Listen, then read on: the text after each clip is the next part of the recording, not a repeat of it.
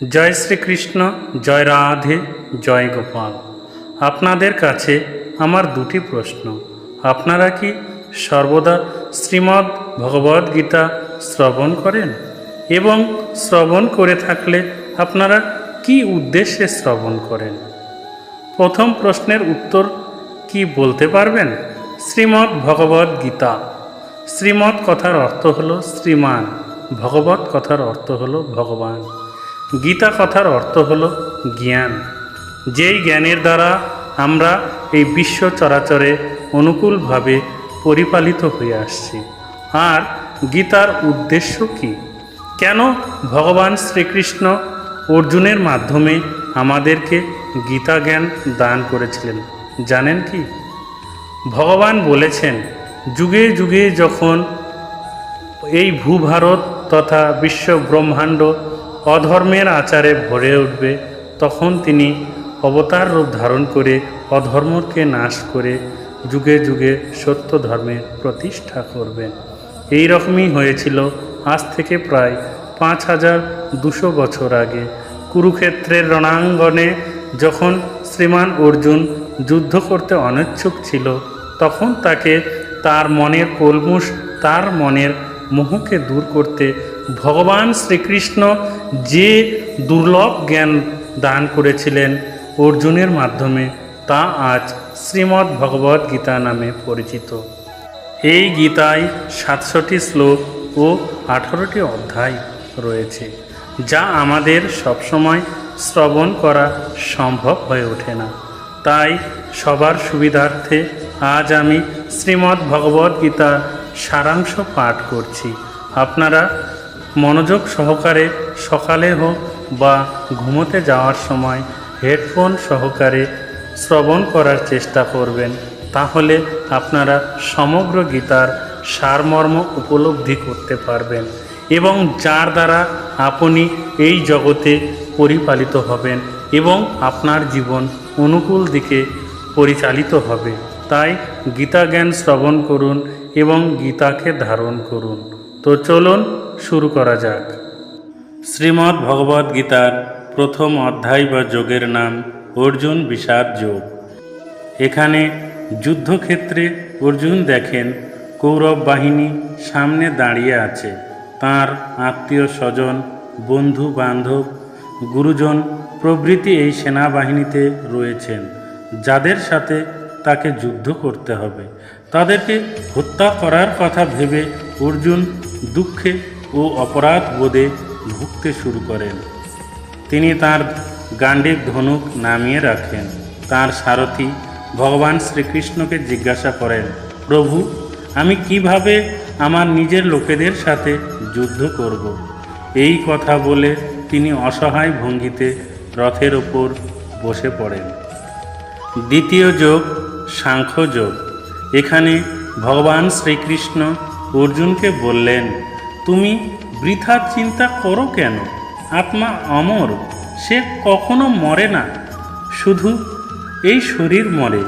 এই পৃথিবী এবং এর মানুষ তোমার সৃষ্টি নয়। ওদের প্রেমে নিজেকে জড়াচ্ছ কেন? তাদেরকে হারানোর শোক কেন করছো? তারা সবাই এর পূর্বে বহুবার মারা গেছেন এবং তাদের জন্ম হয়েছে প্রত্যেকবার। ধর্ম রক্ষার জন্য এই যুদ্ধ তোমাকে করতেই হবে। এটাই হলো একজন ক্ষত্রিয়ের অবশ্য কর্তব্য। এই কথা শুনে অর্জুন শ্রীকৃষ্ণকে বললেন যে তার মনে এখনও অনেক সংশয় আছে। এরপর তিনি ভগবান শ্রীকৃষ্ণকে সব কিছু বিস্তারিত বলার জন্য অনুরোধ করেন। তৃতীয় যোগ কর্মযোগ। এখানে ভগবান শ্রীকৃষ্ণ বললেন, হে অর্জুন, এই পৃথিবীতে প্রত্যেকেরই নিজের কর্তব্য পালন করা উচিত, কিন্তু ফলপ্রাপ্তির আশা করা একদমই উচিত নয়। কোনো কিছুর প্রতি আসক্ত না হয়ে কাজ করতে হবে এবং সেই কর্ম ধর্ম অনুসারে করতে হবে। সমস্ত কর্ম ঈশ্বরের প্রতি উৎসর্গ করা উচিত। এমনকি যদি তুমি যুদ্ধ না করো তবে সেটাও একটি কর্ম হবে, কিন্তু এর ফলে পৃথিবীতে পাপী লোকের সংখ্যা বাড়তে থাকবে, যার ফলে সর্বত্র পাপ ছড়িয়ে পড়বে। এই জন্য তুমি তোমার মোহ মায়া ছেড়ে যুদ্ধ শুরু করো, এটাই তোমার কর্তব্য হবে। চতুর্থ যোগ, জ্ঞান যোগ। এই অধ্যায়ে ভগবান শ্রীকৃষ্ণ গীতার পৌরাণিক ইতিহাস বর্ণনা করেছেন। সর্বপ্রথম তিনি সূর্যদেবকে বিভাষাবন গীতার জ্ঞান দিয়েছিলেন। এরপর সূর্যদেব তাঁর শিষ্যদের সেই জ্ঞান দিয়েছিলেন এবং এই জ্ঞান এইভাবেই সর্বত্র ছড়িয়ে পড়তে থাকে। ভগবান বলেছেন, যখনই ধর্ম ধ্বংসের পথে অগ্রসর হয় তখনই তিনি এই পৃথিবীতে আবির্ভূত হন। এই যুদ্ধের রঙ্গমঞ্চ তিনি এমনভাবে সাজিয়েছেন যেন পাপীরা অবশ্যই শাস্তি পায়, কিন্তু যারা তাঁর প্রতি সমর্পিত হন তিনি তাদের অবশ্যই রক্ষা করেন। এই যুদ্ধ তিনি সৃষ্টি করেছেন যাতে পাপীদের যথাযথ শাস্তি হয়। পঞ্চম যোগ, কর্ম সন্ন্যাস যোগ। এখানে ভগবান শ্রীকৃষ্ণ বলেছেন, সন্ন্যাস মানে জাগতিক মোহ মায়া থেকে বিচ্ছিন্ন হয়ে ঈশ্বরের উপাসনা করা। কিন্তু সন্ন্যাস গ্রহণের জন্য সবাইকে অরণ্যে যাওয়ার কোনো দরকার নেই। কর্তব্য পালনের সময় বস্তুগত আনন্দে মোহ না থাকলেও ভগবানকে লাভ করা যায়। ষষ্ঠ যোগ, ধ্যান যোগ। এই অধ্যায়ে ধ্যানের মাধ্যমে একজন মানুষ তার ইন্দ্রিয়কে নিয়ন্ত্রণ করতে পারে। বাইরের জিনিস থেকে মনোযোগ সরিয়ে শুধুমাত্র ঈশ্বরের ধ্যান করা উচিত। নিরন্তর অনুশীলনের মাধ্যমে ধ্যানকারী যোগী হয়ে ওঠেন। তিনি প্রকৃত সুখ পেতে শুরু করেন এবং কোনো কিছু নিয়ে চিন্তিত বা ভীত হন না। তিনি ভগবানের ভক্ত হয়ে যান। ধ্যানের শেষ অবস্থা হল সমাধি। এই পর্যায়ে পৌঁছে যোগী ঈশ্বরের সাক্ষাৎ পান। সপ্তম যোগ, বিজ্ঞান যোগ। এই যোগে ভগবান শ্রীকৃষ্ণ বলেছেন যে মহাবিশ্বের সব কিছু তার দ্বারা সৃষ্ট, সব কিছুতেই তিনি উপস্থিত। সূর্য, পৃথিবী, গ্রহ, নক্ষত্র, জ্ঞান, বিজ্ঞান, ইন্দ্রিয়, সুখ, দুঃখ, পাপ, পুণ্য ইত্যাদি সবই তার তৈরি। যারা জ্ঞানের দ্বারা এই বিষয়টি বোঝে তারা ভগবানের ভক্ত হয়ে যান। যারা সন্দেহ করে তারা জগতের জড় বস্তুর প্রতি নিবেদিত হয়ে পড়ে, আর এটাই তাদের দুঃখের কারণ। তারা কখনো বৈকুণ্ঠ বা মোক্ষ পায় না এবং মৃত্যুলোকে বারবার জন্ম নিতে হয়, পার্থিব দুঃখ কষ্ট ভোগ করতে হয়। অষ্টম যোগ, অক্ষর ব্রহ্ম যোগ। এই অধ্যায়ে ভগবান শ্রীকৃষ্ণ অর্জুনকে ব্রহ্ম ও আত্মা ইত্যাদি সম্পর্কে বলেছেন। শ্রীকৃষ্ণ বলেছেন, অহম ব্রহ্ম অস্মি, অর্থাৎ আমি ব্রহ্ম। আর যেহেতু মানুষের আত্মাও ভগবানের অংশ, তাই মানুষও ব্রহ্ম। মানুষ এসব জানতে পারে না, কারণ তাদের বুদ্ধি মোহর আবরণে আবৃত থাকে। ভগবান শ্রীকৃষ্ণ আরও বলেছেন যে অন্যান্য সমস্ত দেবদেবীও কেবল তাঁর দ্বারাই সৃষ্টি হয়েছিল। তাদের আরাধনা করা মানেই পরম ব্রহ্ম অর্থাৎ শ্রীকৃষ্ণেরও পূজা করা। যারা কৃষ্ণের ধ্যান করেন এবং মৃত্যুর সময় কৃষ্ণের উপাসনা করেন তিনি তাদের মোক্ষ অর্থাৎ মুক্তি দান করেন। নবম যোগ, রাজগুজ্জ যোগ। এই অধ্যায়ে ভগবান শ্রীকৃষ্ণ বলেছেন, পৃথিবীতে সবচেয়ে বড় রহস্য হল কৃষ্ণই ঈশ্বর। তিনি মহাবিশ্ব সৃষ্টি করেছেন, প্রতিটি কোণাতে তিনি বিরাজমান। এগুলো বোঝা সাধারণ মানুষের নিয়ন্ত্রণে নেই, কিন্তু তার উপাসনা করে যে কেউ তাকে লাভ করতে পারেন।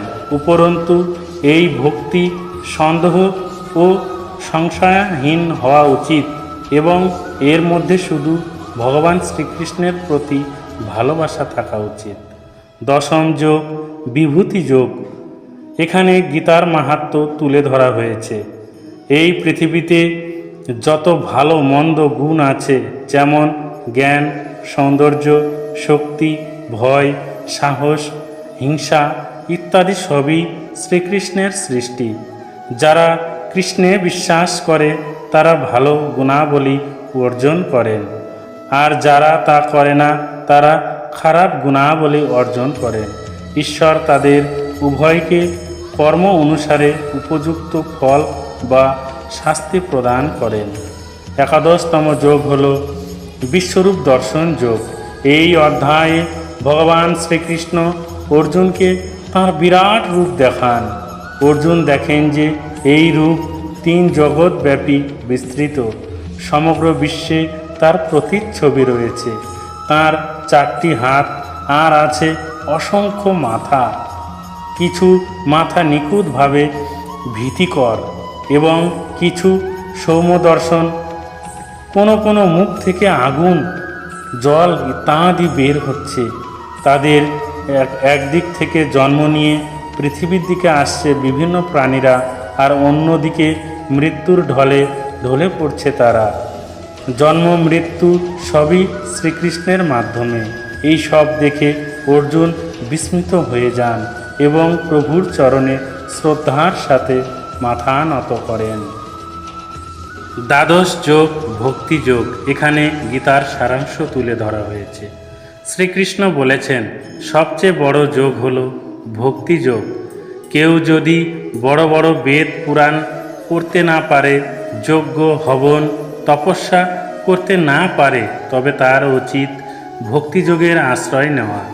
মানুষের ঈশ্বরের প্রেমে মগ্ন হয়ে তার ভক্তি করা উচিত, তার স্তব গাওয়া উচিত, তার মনন, চিন্তন, ধ্যান এবং প্রশংসা করা উচিত। নিজেকে সম্পূর্ণরূপে শ্রীকৃষ্ণের চরণে সমর্পণ করা উচিত। এমন ভক্তদের শ্রীকৃষ্ণ খুব ভালোবাসেন এবং তিনি নিজেই তাদের ভক্ত হয়ে যান। এমনই প্রকৃত ভক্ত ছিল মীরা ও সুরদাস। ভগবান এমন ভক্তদের মোক্ষ দান করেন। ত্রয়োদশতম যোগ হল প্রকৃতি পুরুষ বিবেক যোগ। এখানে বলা হয়েছে যে মানব দেহ, আত্মা, পরমাত্মা ও জ্ঞানের এই রহস্য বোঝেন, সেই এই জগতের বন্ধন থেকে মুক্তি লাভ করেন।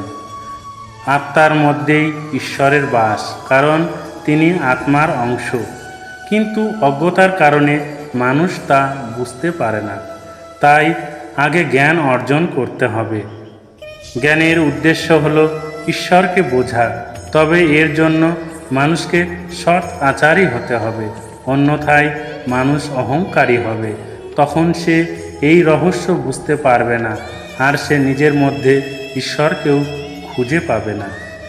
চতুর্দশতম যোগ হল গুণত্রয় বিভাগ যোগ। এই অধ্যায়ে ভগবান শ্রীকৃষ্ণ 3টি গুণের কথা বলেছেন। এই 3টি গুণ হল সাত্ত্বিক, তামসিক এবং রাজসিক।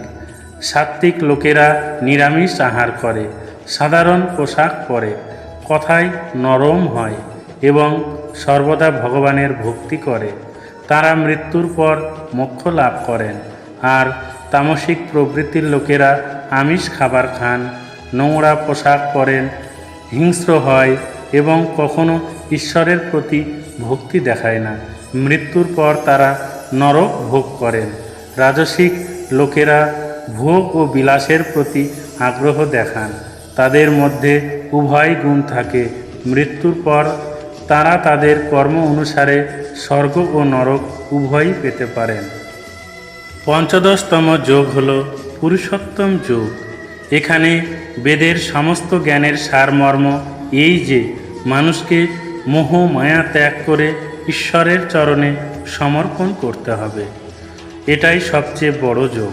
মোহের কারণে মানুষ ভগবানকে লাভ করতে পারে না, কারণ তার মন অর্থ ও অন্যান্য বস্তুগত জিনিসকে ভালোবাসতে শুরু করে।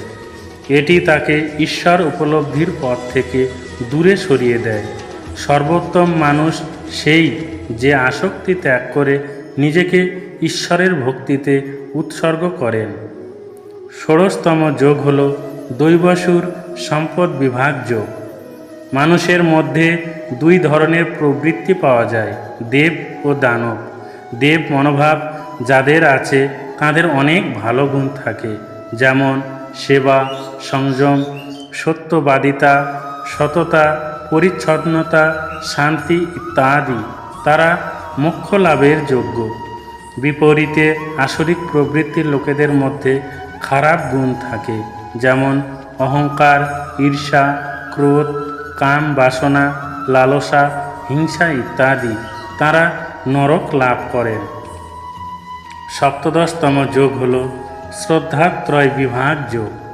অর্জুন জিজ্ঞাসা করলেন, বেদ ও পুরাণ ছাড়া যারা নিজের ইচ্ছায় ভক্তি করতে চায় তাদের কি করা উচিত? এখানে ভগবান শ্রীকৃষ্ণ বলেছেন তাদের ওম তৎসৎ অনুসরণ করা উচিত। ওম মানে ঈশ্বর, তৎ মানে মোহ থেকে দূরে থাকা, সৎ মানে সত্য। অর্থাৎ একজন মানুষের মোহমায়া থেকে দূরে থেকে সত্য পথে চলে ঈশ্বরের উপাসনা করা উচিত। এমন মানুষকে ভগবান নিজের আশ্রয়ে নিয়ে পরিত্রাণ দান করেন। গীতার অষ্টাদশ অধ্যায় তথা শেষ যোগ হল মোক্ষ যোগ। এই অধ্যায়ে ভগবান শ্রীকৃষ্ণ অর্জুনকে মোক্ষ লাভের পথ ব্যাখ্যা করেছেন। তিনি বলেন যে মোক্ষ লাভের জন্য একজন মানুষকে সমস্ত জিনিসের প্রতি আসক্তি ত্যাগ করে সম্পূর্ণরূপে ঈশ্বরের কাছে আত্মসমর্পণ করতে হবে। আমাদের জীবনের প্রতিটি কর্ম শুধুমাত্র শ্রীকৃষ্ণকেই উৎসর্গ করা উচিত। তাঁর প্রতি অগাধ ভালোবাসা থাকতে হবে, তাঁর প্রতি পূর্ণ আস্থা রাখা উচিত, তাঁর পূজা করা উচিত এবং সন্ন্যাসীর মতো সমস্ত বস্তু থেকে মোহ ত্যাগ করতে হবে। এইভাবেই জীবন যাপন করলে মানুষ অবশ্যই মোক্ষ লাভ করবে। শেষে শ্রীকৃষ্ণ অর্জুনকে বলেন যে সে যদি এখনও যুদ্ধ করতে না চায় তবে সে চলে যেতে পারে, কিন্তু বিধির বিধান হবেই, তার পরিবর্তে অন্য কেউ যুদ্ধ করবে। কিন্তু অর্জুনের সমস্ত সন্দেহের অবসান ঘটেছিল। তিনি ভগবান শ্রীকৃষ্ণকে প্রণাম করেন এবং ধর্মযুদ্ধের জন্য প্রস্তুত হন। তাহলে বন্ধুরা, আপনারা গীতার অষ্টাদশ অধ্যায়ের সারাংশ ভালোভাবে উপলব্ধি করতে পেরেছেন। এই গীতা পাঠ সর্বদা শ্রবণ করবেন, তাহলে আপনারা আপনাদের জীবনের সমস্ত সমস্যা থেকে দূরে থাকতে পারবেন এবং নিজেকে অনাবিল শান্ত সাগরে প্রবেশ করাতে পারবেন এবং তৎসহ ভগবানের প্রতি সম্পূর্ণ শ্রদ্ধা রাখবেন, তার প্রতি পরিপূর্ণ ভক্তি রাখবেন। তাহলে আপনি অবশ্যই মহামানবে পরিণত হবেন এবং আপনার জীবনে কোনো শোক দুঃখ থাকবে না। সবাই ভালো থাকবেন, সুখে থাকবেন, শান্তিতে থাকবেন। ভগবান আপনাদের মঙ্গল করুন। জয় শ্রীকৃষ্ণ, জয় গীতা, জয় গোপাল, জয় কুরুক্ষেত্র, জয় বৃন্দাবন।